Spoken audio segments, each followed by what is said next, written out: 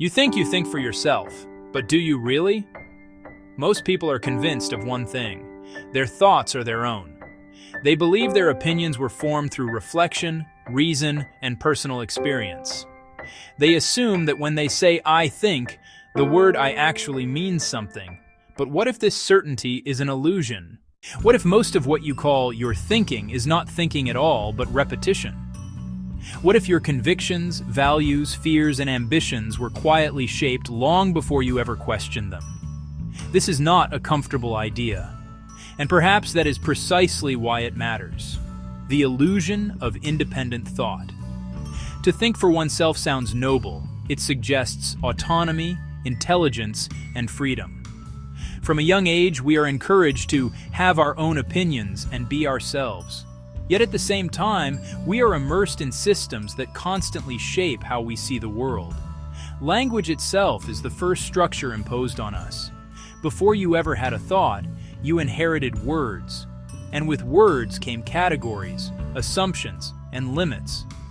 You did not choose the concepts of success, failure, normality, morality, or even happiness. You learned them.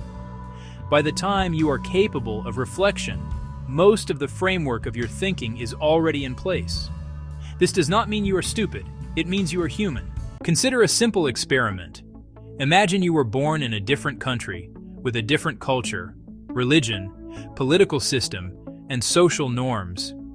Would you still believe what you believe now? Most likely not. You would defend different values with the same confidence you defend your current ones. You would call them common sense. You would call them truth. This realization is unsettling because it suggests that conviction is not proof of truth. It is often just proof of conditioning. We are deeply influenced by family beliefs, education systems, cultural narratives, media repetition, social rewards, and punishments. Yet because these influences are invisible and gradual, we mistake their results for personal insight. Plato's cave, revisited. Plato illustrated this problem more than 2,000 years ago with his famous allegory of the cave. Prisoners are chained and forced to look at shadows on a wall. Having never seen anything else, they believe the shadows are reality. The disturbing part of the story is not that the prisoners are ignorant, it is certain. Certainty is the enemy here. If one prisoner escapes and sees the outside world, he does not return as a hero. He returns as a threat. His knowledge destabilizes the shared illusion. In modern life, the cave is no longer made of stone. It is made of screens, habits, ideologies, and social validation. And the shadows are everywhere. Much of what we call thinking is actually reacting. A headline appears. We feel anger. A comment challenges us. We feel defensive. A belief is questioned. We feel attacked. But emotional reaction is not thought. It is reflex. True thinking is slow. It is uncomfortable. It requires the ability to suspend judgment and sit with uncertainty. Most people avoid this because uncertainty feels like weakness. In reality, it is the beginning of intellectual honesty. When you react instantly, you are usually defending something you did not consciously choose. Nietzsche and inherited values. Friedrich Nietzsche argued that most moral values are inherited rather than examined. People adopt beliefs because they are rewarded for them, not because they are true. According to Nietzsche, societies create values that serve their own survival. Over time, individuals internalize these values and call them good or evil, without ever questioning their origin. Ask yourself, why do you believe what you believe is right? Who benefits from this belief? What would happen if you questioned it? These are dangerous questions. They threaten comfort.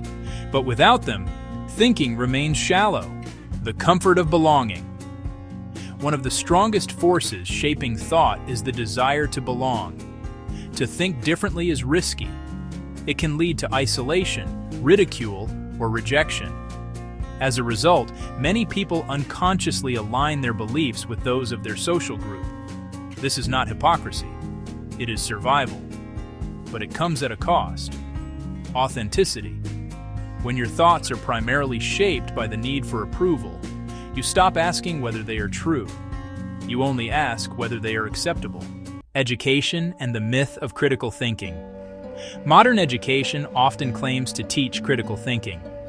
In practice, it frequently teaches compliance with approved frameworks.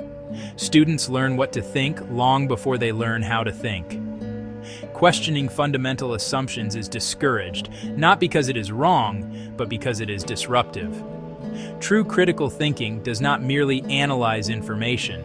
It examines the lens through which information is interpreted, and that lens is rarely questioned. The ego's role in thought. Your ego wants coherence. It wants to feel right, consistent, and justified. When confronted with information that threatens its identity, it resists. This is why changing one's mind feels painful. It is not just an intellectual shift. It is an existential one. To admit you were wrong is to admit that the version of yourself who believed differently was incomplete. Most people would rather defend a fragile belief than face that discomfort. Freedom of thought is often confused with freedom of expression. But expressing inherited ideas freely is not the same as thinking independently. Real freedom begins when you notice where your beliefs come from. Which ones do you defend emotionally? Which ideas do you refuse to examine? The beliefs you protect most fiercely are often the ones you understand least. The first step toward thinking for yourself. Thinking for yourself does not mean rejecting everything you have learned. It means holding your beliefs lightly. It means replacing certainty with curiosity. Instead of asking, "Is this true?" ask, "Why do I believe this is true?" Instead of asking, "Who is wrong?" ask, "What assumptions am I making?" This shift changes everything. The cost of real thinking. Independent thought is not glamorous. It does not guarantee happiness. It often leads to doubt, solitude, and inner conflict. But it also brings clarity. When you realize that many of your thoughts are borrowed, you gain the power to choose which ones you keep. That choice is rare, and it is transformative. A final question. If you had been born elsewhere, raised differently, taught other values, and exposed to different narratives, would you still be you? And if not, which part of you is truly yours? Perhaps thinking for yourself does not begin with answers. Perhaps it begins with the courage to question the voice in your own head.